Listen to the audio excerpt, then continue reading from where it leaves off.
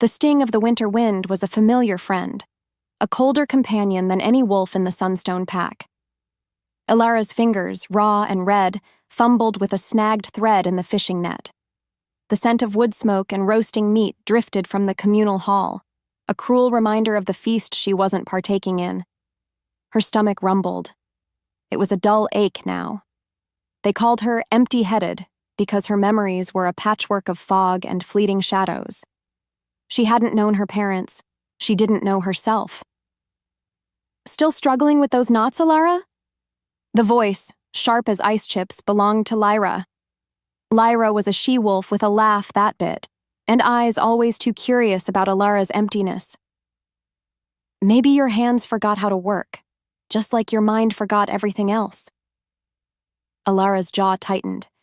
She kept her gaze on the rough twine. No matter how hard she tried, the words always found their mark. Lyra's sneer made her skin prickle. "Some of us actually contribute to the pack, Ilara, not just exist."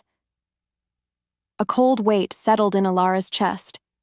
Her misbelief, that her amnesia made her worthless, pressed down harder. What was the point of remembering when her present was just this? She wished a strong wind would just sweep her away. Anything but this daily, quiet suffocation. Yet, deep down, she knew the truth. She kept enduring. She always had. Survival was her only real talent, a dark kind of strength. Suddenly, a shadow fell over her. Elder Maeve, her face usually a tapestry of gentle wrinkles, was grim. Maeve never looked grim unless something truly bad was happening. Ilara's heart skipped. A beat later, Maeve's voice, usually soft as spun wool, was flat and hard. "Ilara, come.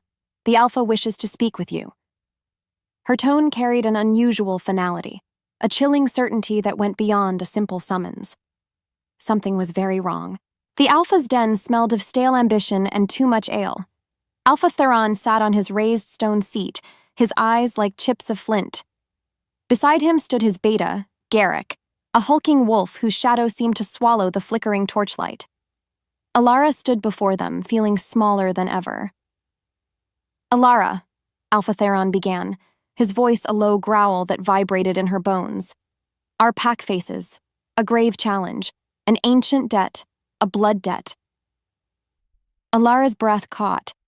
She didn't know what scared her more, the words blood debt, or the look on Theron's face.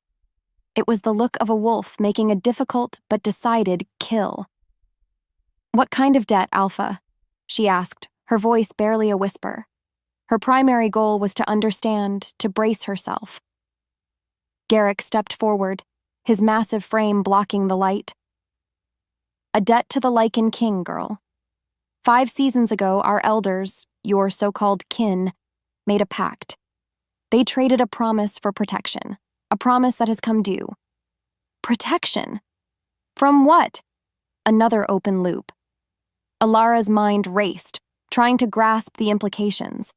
She felt a surge of panic, a desperate need to flee. But where would she go? She had nowhere. "And I am the payment?"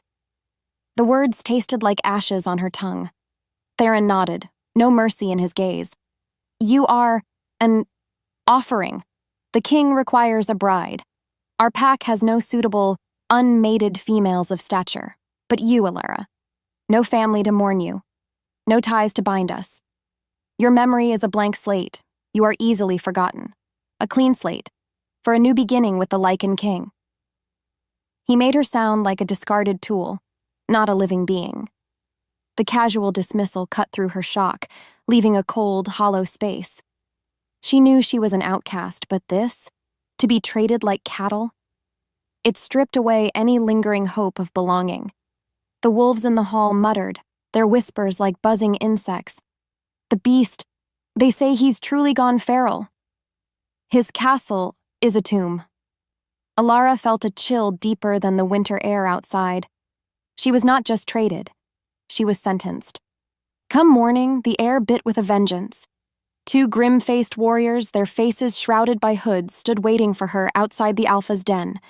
They were not from her pack, not really. They were loyal to Theron, nothing more. A worn satchel, containing little more than a coarse cloak and a half-loaf of bread, was thrust into her hands. This was it. There was no going back. The journey began in silence. The path soon turned from the familiar, snow-dusted forest to open, desolate plains. The wind whipped her hair, lashing her face with tiny shards of ice. Every step crunched in the fresh snow, a stark, lonely sound. She tried to cling to any memory of her old life, of her pack. But her mind remained stubbornly blank. It was a dark, empty pit. She clutched the satchel to her chest, her only comfort. Maybe her parents, whoever they were, had known love. Maybe they had held her just as tightly. A flicker of warmth, then gone. Hours bled into days. They passed crumbling stone structures, ancient ruins half buried by drifts of snow. Each one felt haunted, their silent forms casting long skeletal shadows. Ilara shivered, not just from the cold, but from an unsettling sense of foreboding. These places, these forgotten stones. They felt familiar, in a way she couldn't grasp, like a half-forgotten dream. Why did her chest ache when she saw them? Because of that, a tiny seed of fear, darker than the shadows, began to sprout within her. This place, it felt like it knew her. This was more than just a punishment. This was something deeper, something she couldn't name. It was a terrifying truth she kept locked away. Then, just as the sky darkened to a bruised purple, it appeared. Far on the horizon, massive and terrifying, stood the Lycan king's castle, its spires jagged and black, clawed at the clouds. It looked less like a home and more like a mausoleum carved from ice and shadow. Her blood ran cold. This wasn't just a place of dread. It was a place of broken things. What followed was a stark realization. She wasn't just going to a king. She was going to a tomb. The heavy iron gate scraped open with a groan that seemed to tear at the cold air. It slammed shut behind Ilara, its clang echoing through the vast, empty courtyard. She stood alone. The wind, a biting phantom, swirled snow around her feet. Her breath plumed in the frigid air. This castle, looming like a jagged mountain range, felt alive with a silent, ancient malevolence. Her heart hammered against her ribs, a frantic bird desperate for escape. She stepped inside, 1 foot at a time. The grand entrance hall was immense, shadowed, and colder than the outside. Tapestries, brittle with age, hung in tatters from the high walls. Dust motes danced in the sparse light filtering through grimy, arched windows. Each step on the cold stone floor sent an unsettling echo through the cavernous space. Where was the king? The question pulsed in her mind. What kind of king lived in such a ruined, desolate place? Then, a sound. It wasn't a human cough or a wolf's bark. It was a guttural rumble, deep and primal, that vibrated up from the floor. Ilara froze. The air thickened. A shadow detached itself from the deeper darkness at the far end of the hall. It moved with a terrifying grace, too large, too powerful to be anything but what the whispers had warned her of. A Lycan. Not shifted, not human, but something in between. A hulking, savage beast. Its fur was matted, its claws long, and its teeth. She could see them glinting even in the gloom. This was no king. This was a monster. Its eyes, however, were the true horror. Molten gold, they burned with a raw, agonizing torment. As if pulled by a string, their eyes locked. In that moment, a flicker ignited deep within Ilara. Not fear alone, but a profound, unsettling recognition. Her own body moved on instinct, stepping back, breath caught. The beast stalked her, circling slowly, a predator assessing its prey. A low growl rose from its chest, not threatening, but filled with a sorrow so profound it echoed the mournful howl she'd heard stories of. It raised a massive paw, not to strike but to slam against a stone pillar with a resounding crack. A sound of pure, frustrated agony. Then, just like that, it turned, melting back into the shadows, leaving her alone, trembling, but miraculously alive. Her immediate goal was to find a hiding place, anything to escape this terrifying guardian. That night, sleep was a cruel joke. Alara huddled in a forgotten servant's pantry, a small space smelling faintly of dust and dried herbs. Her teeth chattered, but it wasn't just the cold.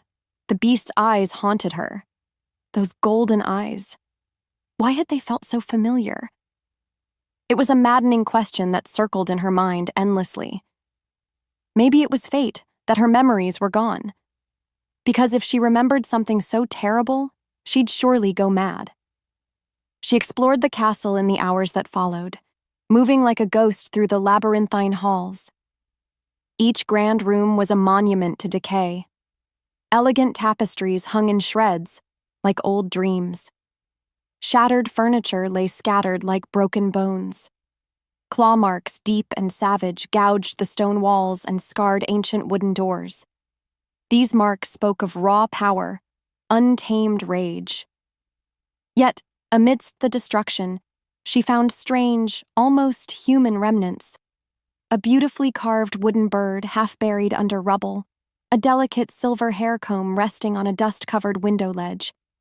These tiny things seemed so out of place. They felt like whispers of a life, a king who had once lived here. Her stomach growled a hollow ache. She needed food, water. Her survival depended on it. She imagined fleeing, running away from the desolate castle back to her pack. But then, she remembered the sneer on Theron's face, the cold indifference of her pack. Where would she go? She was truly alone.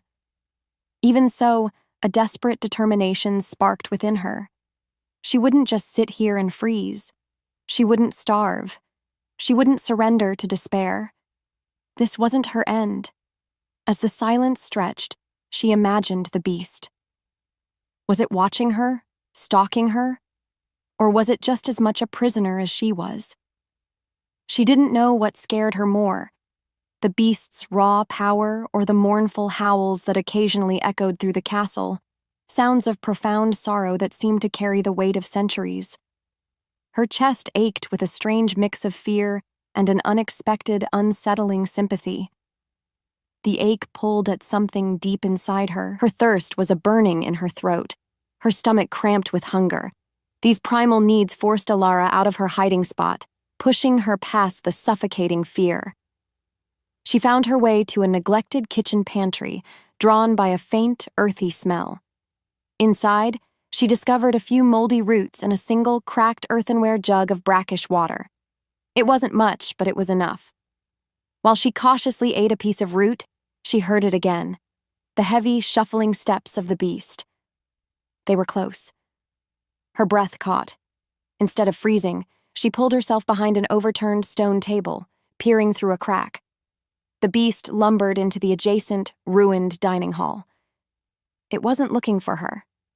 It was pacing, back and forth. A trapped animal in a cage too large for it. Its head hung low. From there, it moved to a dusty, faded tapestry hanging on the wall, sniffing at it, a low whimper escaping its throat. It was not just a monster. It was tormented. A new goal formed in Alara's mind. She had to understand. She had to learn. She wouldn't be a victim. She would be an observer. Because of that, a tiny spark of courage, fragile but real, flickered within her. This beast, so terrifying, was also clearly suffering. Maybe she could figure it out. How could she survive if she didn't try to understand her jailer? She saw the deep, festering wound on its flank, dark and swollen. It looked painful. Not only that, but it looked infected. As the silence roared, a strange idea took root. What if she could help it? It was a crazy thought, but it refused to leave her mind. It wasn't about trust. It was about survival. If she could alleviate its pain, perhaps it would be less dangerous. Perhaps she could show it she wasn't a threat. Before she could move, the beast shifted, letting out a frustrated groan. It collapsed onto the floor, a massive heap of fur and misery. In the stillness that followed, Alara took a piece of the dried meat from her satchel. With every heartbeat, she crept to the edge of her hiding spot. She placed the meat and a small cracked bowl of water a few feet from the sleeping beast. She didn't know if it would be accepted. She didn't know if it would attack her for the gesture. She didn't know what would happen next. The scent of stale air and ancient stone had become Alara's constant companion. Every morning, before the weak light of the sun touched the frosty windows, she began her ritual. Her heart still pounded with a frantic rhythm, but it was a familiar beat now. She would gather what meager food she could find, dry roots, perhaps a sliver of preserved meat, and leave it in the desolate dining hall where she'd first encountered him. She chose a spot near the grand broken fireplace, a place that felt somehow less threatening. She always spoke softly, as if not to startle a skittish deer. "Just some food for you," she'd murmur, her voice a fragile ribbon in the vast silence. "I hope you find it." Her words were offerings, just like the food. She hoped they conveyed peace, not fear. After that, she would retreat quickly, hiding behind a crumbling archway, her breath held tight in her chest. She listened. No matter how hard she tried, she rarely saw the beast. But the food would be gone when she returned, always gone. This routine became her anchor in the terrifying, frozen castle. It wasn't just about survival, it was about building a bridge, however small, to the wild, tormented thing that owned this place. She learned his patterns. He seemed to prefer the shadowy western wing during the day, where the light barely touched the stone. At night, his restless pacing echoed through the eastern corridors, a mournful symphony of a trapped spirit. What followed was a strange sense of companionship, even without seeing him. She was feeding a ghost, a legend, but a living one. One evening, as the sky outside bled from bruised purple to inky black, Alara left a small portion of a wild hare she'd managed to trap near the beast's favored alcove. She watched, hidden, for what felt like hours. Then, a low rumble. The beast, Alaric, emerged from the deepest shadows. His fur, thick and dark, seemed to absorb the meager light. He moved with a lumbering grace. He sniffed the air. He didn't look at the food first. Instead, his golden eyes, still burning with that primal anguish, swept over the alcove where she usually hid. He paused. He dipped his head, tore at the meat, and then...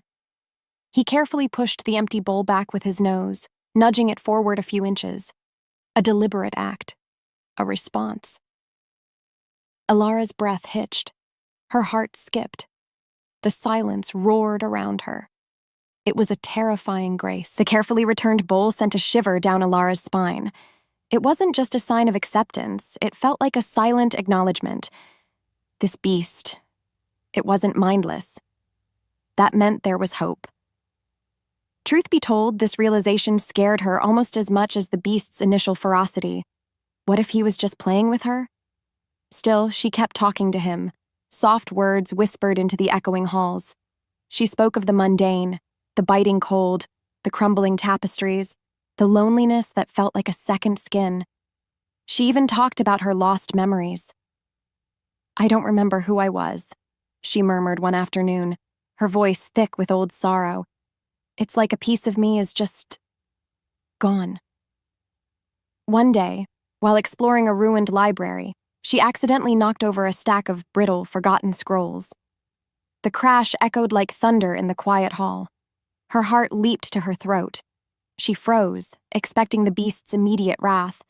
Moments later, a shadow fell across the doorway. Alaric. He stood there, immense and still, his golden eyes fixed on her. He didn't growl. He didn't lunge.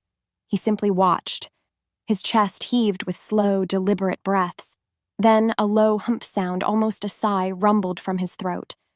Just like that, he turned and melted back into the shadows. Alara slowly let out the breath she didn't realize she'd been holding. He hadn't attacked. He had observed. This was a monumental shift. It confirmed her growing suspicion. He wasn't purely feral. There was something else, something hidden deep inside. As a result, her fear began to intertwine with a profound curiosity. She didn't know what it meant, but it was a glimmer. That night, she found a small, intricately carved wooden bird near where she'd left his food.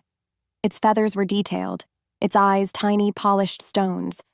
It was clearly old, a relic from the castle's past. Had the beast placed it there? For her? A shiver, not of fear but of wonder, went through her.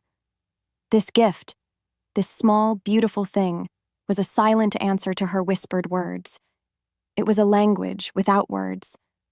Alara clutched the bird, its smooth wood warm in her palm. The simple act melted a piece of the icy wall around her heart. It was a tangible sign that her efforts were being seen, perhaps even understood. What did this mean? Driven by the discovery of the wooden bird, a new hope blossomed within Alara, fragile as a winter flower. She decided to explore a section of the castle map she'd found in the library, a faded drawing of what looked like a courtyard. Soon after, she stumbled upon it, a hidden, overgrown garden nestled within tall, crumbling stone walls. Despite the perpetual winter outside, pockets of resilient evergreens and hardy, dormant roses clung to life here, protected by the castle's ruined embrace. The air in this courtyard felt different, less frigid, almost hopeful. It was still winter, but she saw the promise of spring. She began to spend her afternoons there, clearing debris, tending to the hardy plants, coaxing life from the frozen ground. The simple act of pulling weeds was a meditation, a small victory against the overwhelming desolation. One crisp afternoon, as she hummed a tune she faintly recalled from her forgotten past, a lullaby perhaps, she felt it, a presence, not a threat, not exactly, but a heavy, watching stillness. She didn't turn around right away. Her pulse raced. As if summoned, Alaric emerged. He stepped out from behind a snow-laden evergreen into the soft, muted light of the courtyard. He stood there, immense and shadowed, his golden eyes fixed on her. He didn't approach. He didn't retreat. He just watched, his massive chest rising and falling with slow, rhythmic breaths. Alara cautiously continued her work, humming the lullaby a little louder. She didn't look at him directly. "It's a beautiful garden, isn't it?" she murmured, pulling a persistent weed. "Even with winter, there's so much life here." The beast let out a low, rumbling sound. It wasn't a growl. It was a deep sigh, a contentment. He slowly lowered himself to the ground, settling his massive form near the edge of the courtyard, still watching her. His head rested on his paws. This was it, their first truly shared space. Alara felt a profound sense of wonder, a strange, almost maternal protectiveness towards this tormented creature. She saw his vulnerability, not just his savagery. What's worse, she felt a powerful, undeniable connection, something that resonated with the forgotten pieces of her own soul. As the wind shifted, carrying the scent of pine and damp earth, Alaric let out a soft, almost mournful whine, a sound that resonated deep within her. It was a pull she couldn't explain. He was still a monster, but she felt drawn to his brokenness. This was no longer just about survival. It was about something far more profound. The wooden bird, a tiny carved whisper of forgotten beauty, rested in Alara's palm. It gave her courage. She wanted to help him. She couldn't just watch him suffer. So she began searching the castle library, pulling dusty, leather-bound books from shelves, looking for anything about herbs, about healing, about curses. She found old drawings of wolves, powerful and proud, and stories of Lycans, some tragic, some triumphant. Her own memory was a gaping hole, but these old tales felt like echoes, stirring something deep within her. After that, she found a book detailing ancient remedies. One plant, a small leafy green called moon petal, caught her eye. It promised to soothe deep wounds and calm fevered spirits. She knew where to find it. She'd seen similar plants in the hidden garden. With every heartbeat, her resolve grew stronger. She found the moon petal, its delicate leaves frosted but alive. Clutching them, she approached Alaric's lair, a dark alcove where he often rested. He was there, a massive, slumped shadow, his breaths ragged. The wound on his flank looked worse, a raw, angry red. Alara's stomach churned, but she pushed her fear down. She had to try. She knelt slowly. "It's for the pain," she murmured, her voice soft as snow. "Please, let me help." She didn't know what scared her more, his pain or his potential reaction. She reached out, her fingers trembling as they brushed his matted fur. It was coarse, surprisingly warm. A low growl rumbled in his chest, a warning. But it wasn't aggressive. It was a sound of agony. As she began to apply the cool, crushed leaves to the wound, Alaric's body tensed. Without warning, he let out a guttural shriek, a sound of pure, unadulterated torment. He thrashed, his massive head throwing back, not at her, but at the ceiling. His golden eyes, usually so wild, were suddenly filled with tears glistening in the faint light. In that moment, she saw it. A human expression of agony, clear as day, etched onto a beast's face. He was in so much pain. He was suffering. He collapsed then, whimpering, his massive body trembling. Alara stared, her own heart aching. He wasn't just a beast. He was a king trapped inside one. That's why his torment was so profound. It was a human soul caged in a monstrous body. Her resolve hardened. She would help him. She had to. After Alaric's tormented outburst, Alara spent the next few days with a fierce new determination. She continued applying the moon petal, more confident now, because she understood his pain. The plant worked. The wound slowly began to heal, a thin scab forming over the angry red. With every step she took, her hope grew. He seemed calmer now, too. He no longer thrashed in his sleep. His breathing was smoother. One afternoon, she found him sleeping soundly in a sunbeam that pierced a broken window in the dining hall. The air thickened. His fur looked softer in the faint light. She knelt beside him, moon petal in hand. She began to gently stroke his head, her fingers tracing the thick fur around his ears. His breathing hitched. He didn't wake, but a low, rumbling purr, surprisingly soft and deep, vibrated through his chest. It was a sound of pure contentment. Her touch was so gentle, so warm. A powerful, almost electric jolt passed between them. In the span of a breath, Alara's mind was flooded, not with a full memory, but a flash, vivid and startling. She saw a man's face, strong, kind, laughter lines crinkling around those same molten gold eyes. His lips moved, speaking a name she couldn't quite hear, but she felt it. A whisper. Alaric. The beast, still purring, nudged her hand with his nose. He leaned into her touch, his massive body relaxing completely against hers. Desire, raw and untamed, pooled low in her belly. She felt it, clear as day. This connection wasn't just about taming a beast. It was about something ancient, something powerful. Suddenly, a harsh, blaring sound ripped through the quiet castle. A horn. Not the mournful howl of a lone wolf, but a structured, powerful blast, followed by another. And another. Outside, beyond the castle walls, she saw movement. Shadows danced between them. Tiny figures on horseback, their banners snapping in the wind. A shiver of dread went through Alara. This wasn't a rescue. This was an invasion. Caius. The name whispered from her pack returned to her. He was here. Her heart skipped. Her world tilted. Alara scrambled to a high, narrow arrow-slit window. Her breath caught in her throat. The banners were clear now. A snarling wolf's head, but subtly different from her pack's mark. More aggressive, almost predatory. It was indeed Caius's sigil. And there were so many of them. More than she'd ever seen her old pack muster. They rode with a relentless, brutal efficiency, cutting a dark line across the pristine, snow-covered landscape.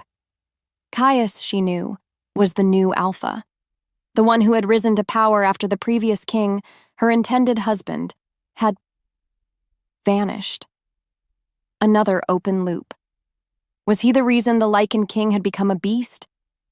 The air thickened with the scent of fear and a bitter metallic tang. Beside her, Alaric, who had woken with the first horn blast, was no longer purring. A growl rose in his throat, low and vibrating, a rumble of ancient warning.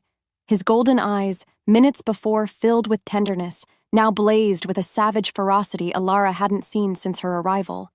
He positioned his massive body between her and the window, a silent, powerful shield. He was protecting her. It wasn't just instinct. It was him. Caius, Alara whispered, the name a bitter taste in her mouth. She could almost hear his sneering voice, the one that had dismissed her so easily. He would see her as a pawn, a nothing. But now she was something more. She was connected to this beast, this king. This terrifying truth was both a burden and a strange source of power. Maybe it was fate that she, the forgotten one, would face the usurper. The rhythmic thud of hooves grew louder, closer. Caius's wolves were fast. They were here. Their intention was clear. Not only that, but she could hear shouted orders, harsh and guttural, even from this distance. They weren't coming for peace. They were coming for conquest. And she and Alaric were in the way. Her immediate goal shifted from tending to the beast to preparing for battle. The stakes were no longer just her survival, but Alaric's very existence. She had to fight. She had to defend this broken king, because he was now a part of her story. As if the world narrowed, Alara's gaze hardened. This desolate castle, once her prison, was now their fortress. The shouts of Caius's approaching pack tore through the frigid air like jagged claws. Alara's heart hammered, but it wasn't just fear now. A different kind of fire bloomed beneath her skin. She wasn't an outcast anymore. She was the one protecting the tormented king. His golden eyes, filled with protective rage, had sparked something powerful inside her. Alaric. The name echoed in her mind, a quiet strength. Her immediate goal was to defend the castle, to buy them time. She had to use every secret passage, every forgotten nook. Quickly, she moved through the vast, cold halls, guiding Alaric with urgent whispers.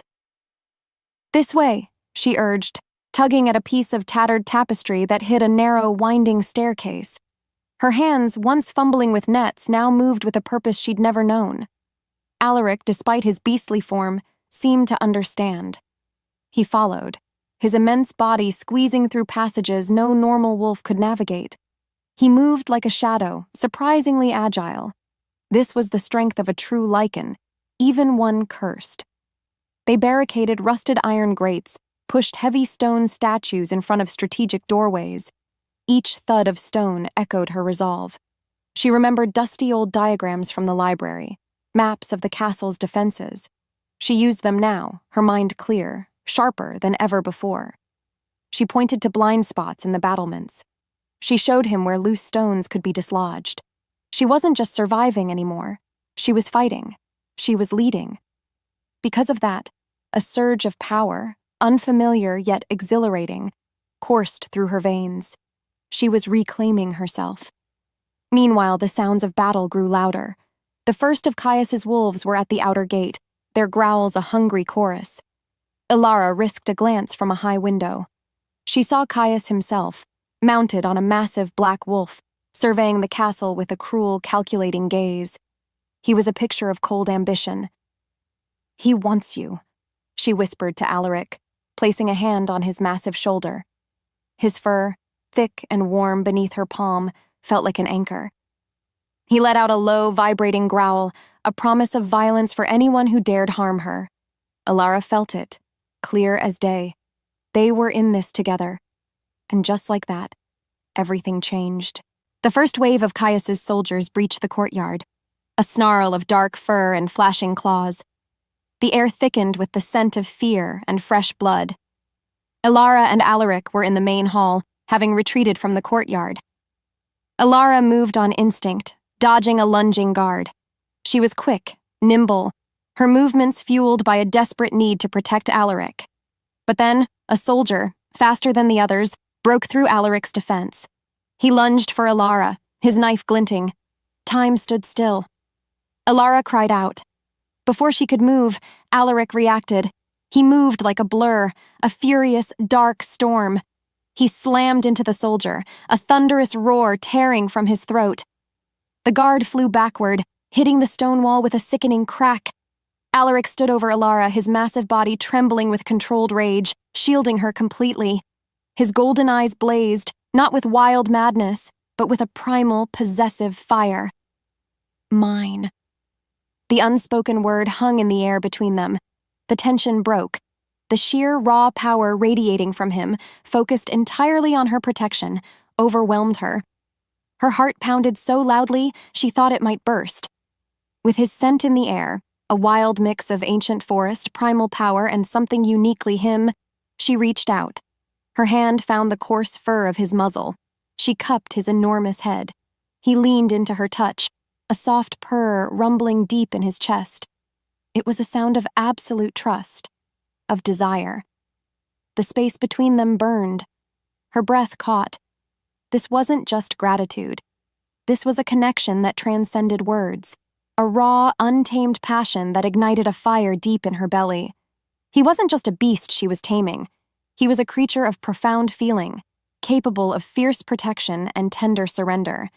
And she was drawn to every broken, beautiful part of him. Their lips met. It was clumsy, desperate, tasting of fear and something far older than memory. It was primal. It was profound. It was the ghost of a love she couldn't recall, blazing to life. The soft sounds of their ragged breathing filled the air in the quiet that followed. Their desperate kiss, a raw testament to their growing bond, left Alara shaken. But the quiet was short-lived. Caius, it seemed, was growing impatient. His voice boomed through the castle, amplified by magic or some cruel Lycan trick. Alara, surrender now. Give yourself to your true king. That thing cannot protect you. He is broken, just like your mind. His words were meant to sting. They did. They played on her deepest fear, her amnesia, her perceived uselessness. But instead of breaking her, they ignited a fierce defiance. She wasn't broken. She had found a connection. And Alaric, he was far from useless. As the sky darkened, Caius's forces began a new, more aggressive push. They targeted the section of the castle where Alara and Alaric were hiding. They knew she was here. Caius's voice, closer now, hissed, "Come out, little Luna. Don't you remember your title? Or did that beast finally eat your last useful thought?" Luna. The word hit Alara like a physical blow. Her thoughts spun. It was another whisper from her forgotten past, stronger than Alaric had been. Why did he call her that? What did it mean? She felt a dizzying surge of conflicting emotions, confusion, fear, but also a deep, almost instinctual recognition. As though fate whispered, her wolf pressed forward. What was her title? What had she forgotten? Because of that, a new, desperate urgency filled her. Alaric snarled, his eyes fixed on the encroaching shadows. He understood. He knew they were coming for her. Her instincts surged. She had to evade them, find another way. She tugged Alaric's massive paw, leading him deeper into the labyrinthine depths of the castle, towards the oldest, most forgotten chambers. Each echoing step on the cold stone floor felt like a journey back in time. The air grew heavier, thick with dust and ancient secrets. She felt a pull, a strange sense of familiarity with these hidden passages. It was as if her bones remembered him, remembered this place. This was more than just escaping. This was a return. The ancient chambers, once a fleeting comfort, twisted into a cruel maze. Alara and Alaric moved deeper, the air growing thick with dust and the scent of decay. But Caius, it seemed, knew these hidden ways even better. He was like a poison seeping through the castle's very stone. A low, mocking laugh echoed through the darkness ahead. "Playing hide-and-seek, little Luna? Don't you remember our games, brother?" The word brother hung in the air, a chilling revelation. An open loop, a new piece of the terrifying puzzle. Suddenly, lights flared. Torches, held by Caius's wolves, materialized from hidden alcoves, blinding them. It was a trap. Caius himself emerged, stepping from a shadowed archway. His eyes, cold as a winter night, fixed on Alara. His smile was sharp, like a wolf's fangs. "Got you," Alaric roared. A sound of pure, unadulterated fury that vibrated through the ancient stones. He lunged, a massive, dark blur. But Caius was ready. He moved with a speed that shocked Alara, not a Lycan's brute force, but something almost supernatural.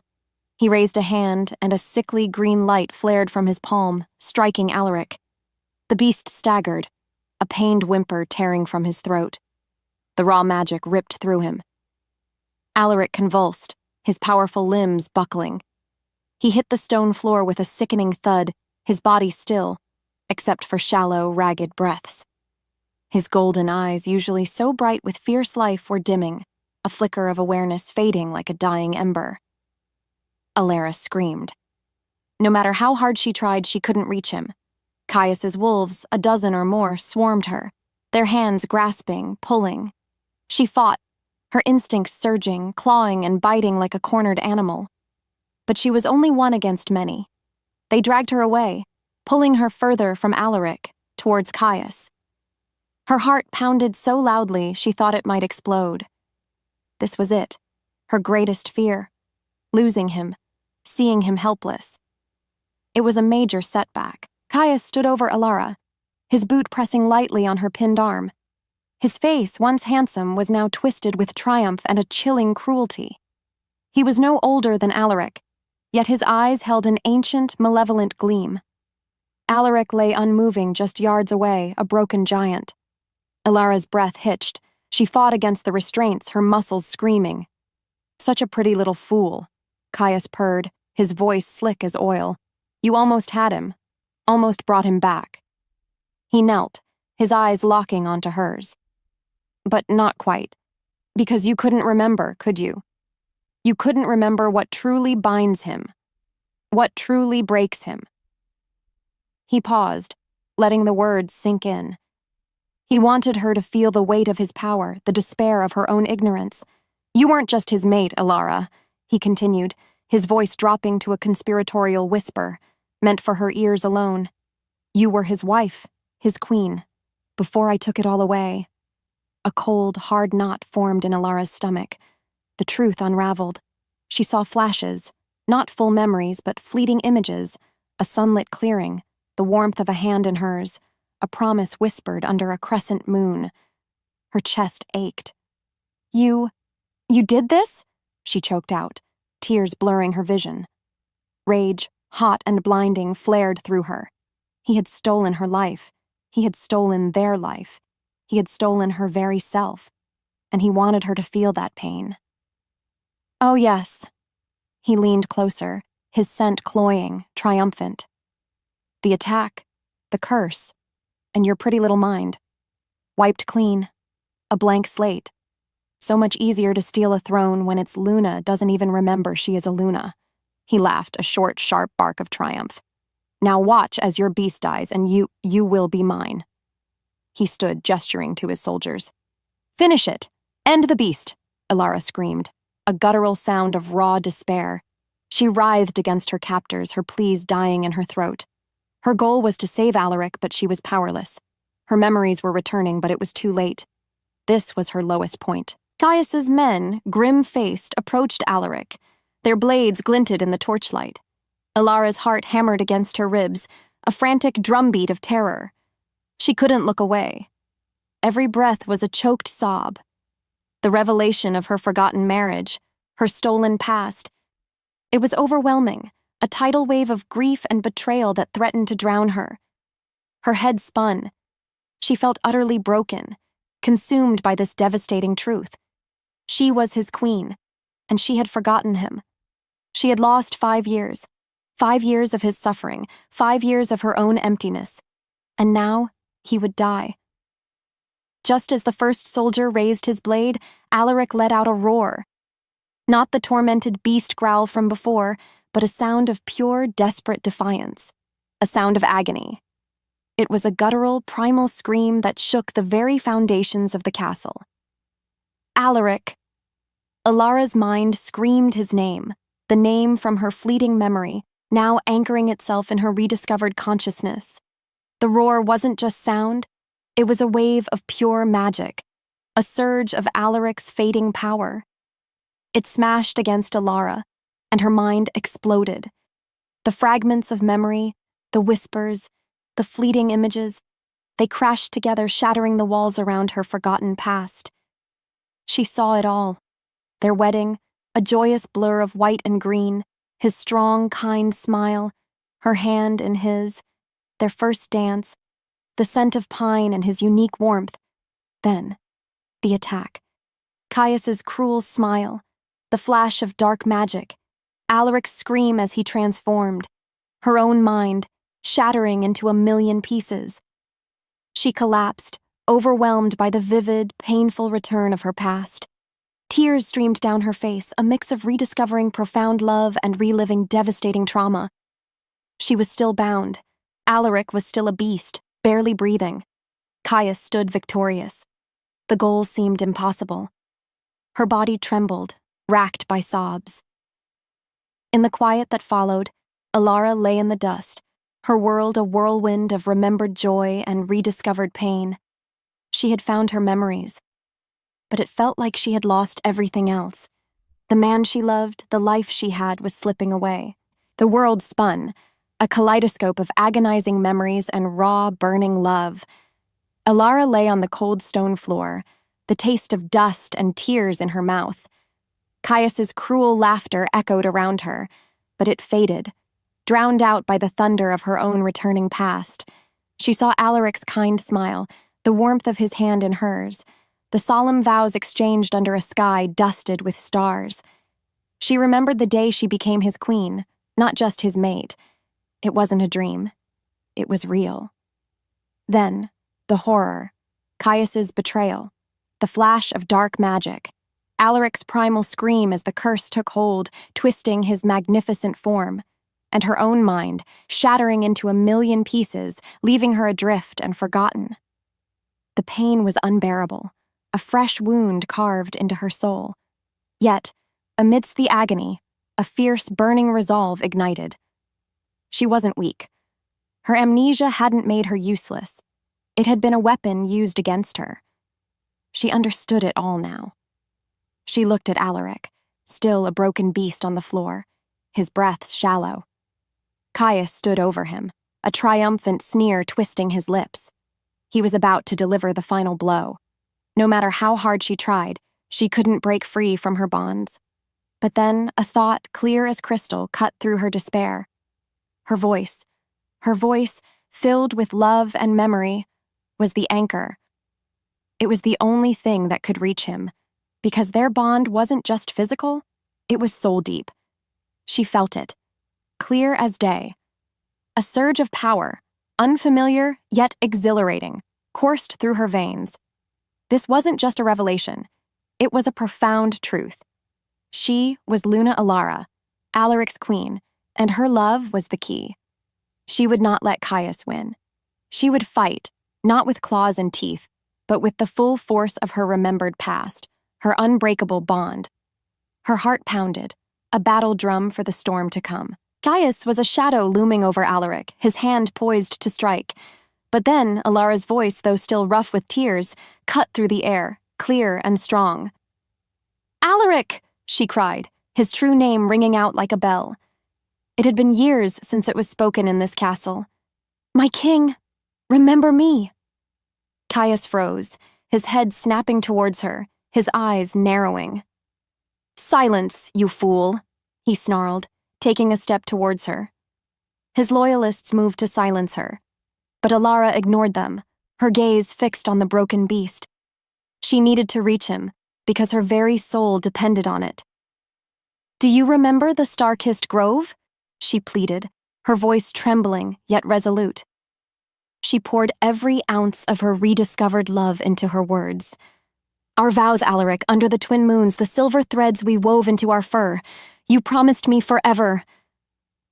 Alaric's beastly form began to convulse, a low guttural moan ripping from his throat.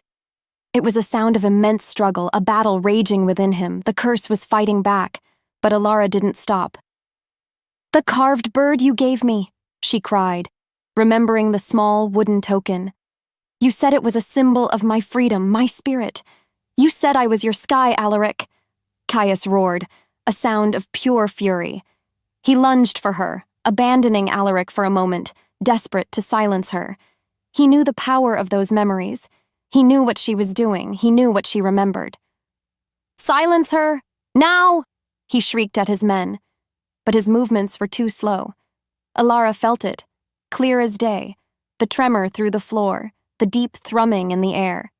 As if summoned, the very castle seemed to hum with ancient power. Alaric's struggle intensified. He was fighting. He was hearing her.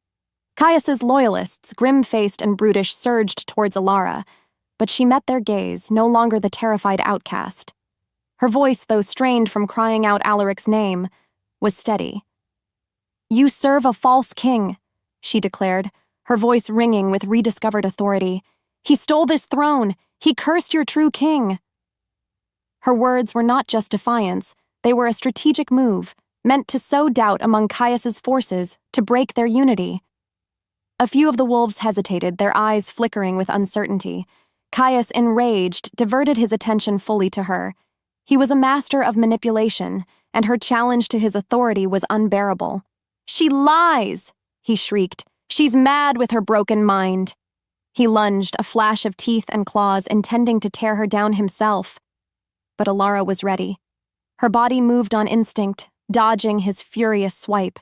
She was nimble, surprisingly agile, using the ancient hall's pillars and crumbling walls to her advantage. She wasn't fighting like a warrior, she was fighting like a strategist, using her environment, using her wits. She pulled a loose section of a tattered tapestry, sending it billowing into Caius's path, momentarily blinding him. This bought Alaric crucial seconds. Meanwhile, Alaric's struggles intensified. His massive beastly form writhed, a whirlwind of dark fur and tormented muscle. The ground trembled. A strange, shimmering light, sickly green and vibrant gold, pulsed around him as the curse battled against the returning king.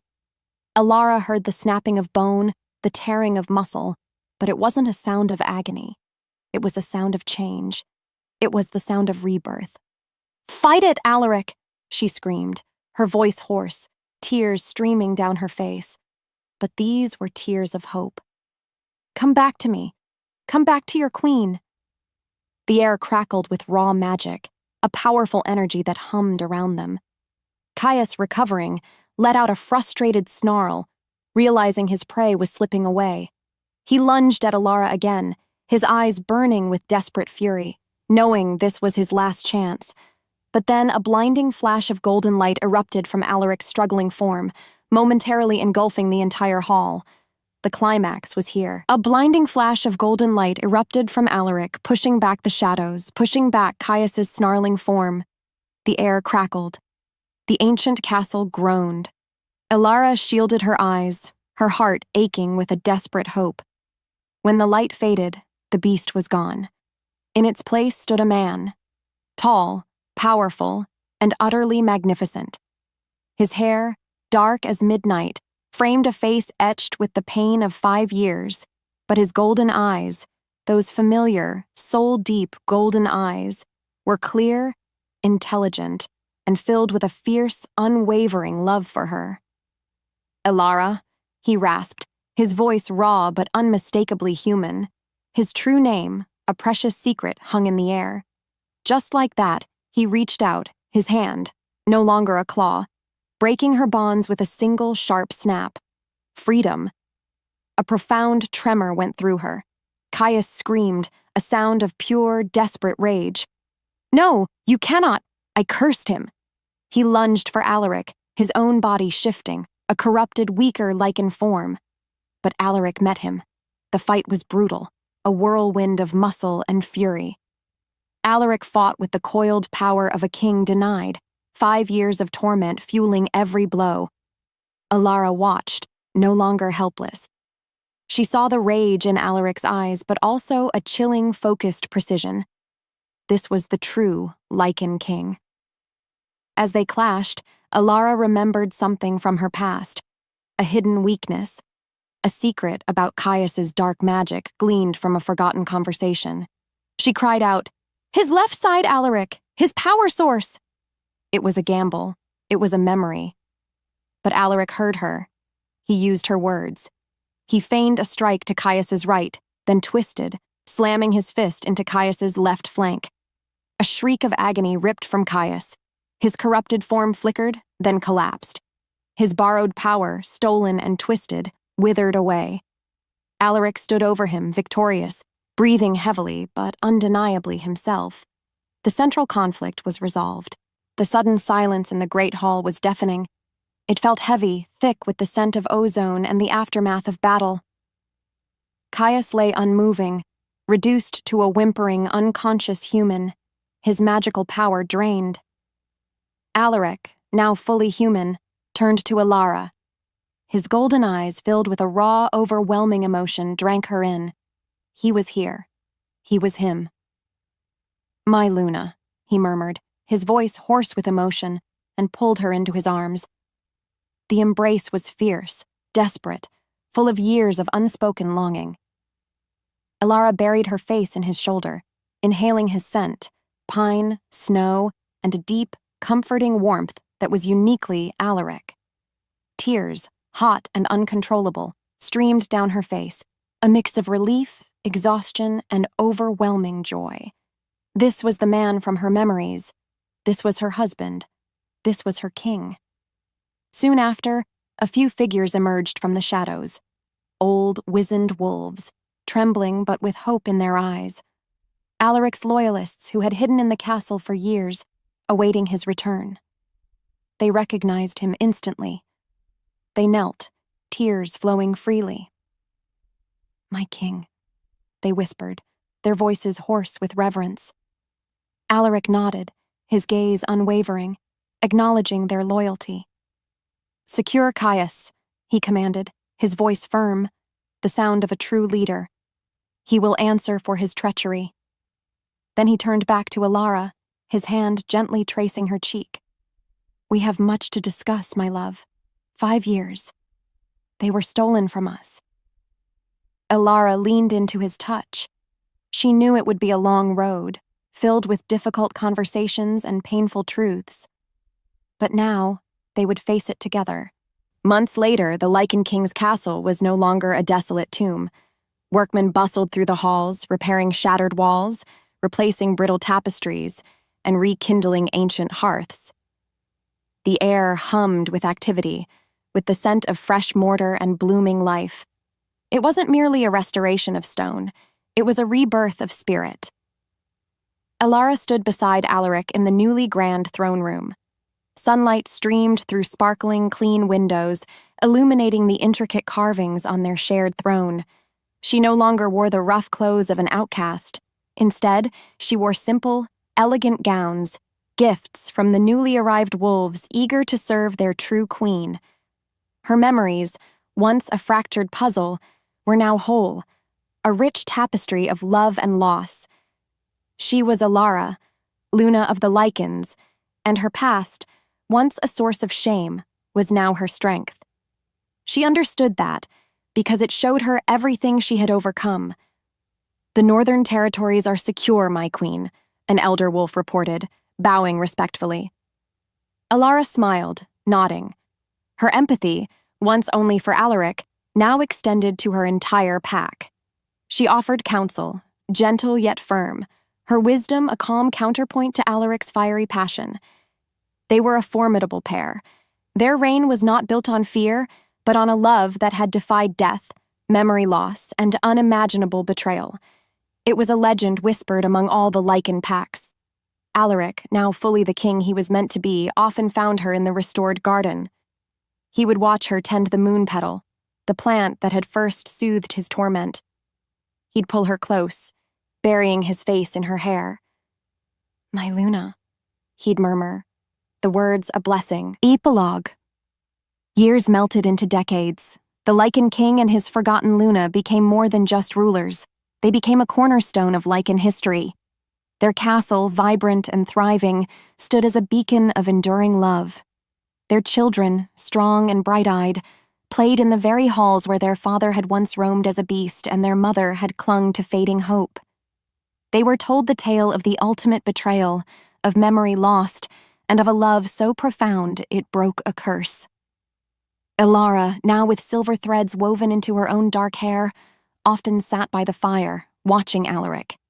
He was still her king, still her mate, still the man whose eyes held the entire universe for her.